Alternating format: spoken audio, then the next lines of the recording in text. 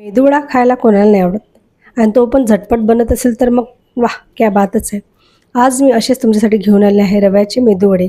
अगदी बाहेरून क्रिस्पी आतून सॉफ्ट जाळीदार असे असे मेदूवडे बनवले आहे.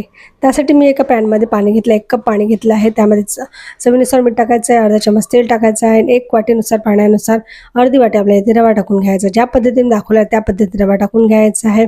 अगदी मिक्स करून घ्यायचा आहे. 2-3 मिनिटं मिक्स केल्यानंतर 5 मिनिटं वाफ देऊन द्यायची आहे. 5 मिनिटं असंच झाकण ठेवून द्यायचं. त्यानंतर एका पसरट भांड्यामध्ये त्याला काढून घ्यायचं आहे.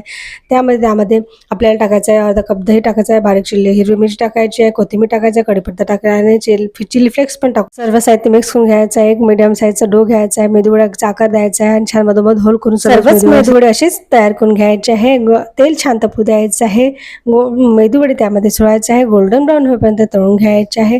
छान आपले मेदूवडे कुरकुरीत आणि क्रिस्पी मेदूवडे तयार होतात. अशी रेसिपी आवडल्यास लाईक करा, शेअर करा आणि सबस्क्राईब करा.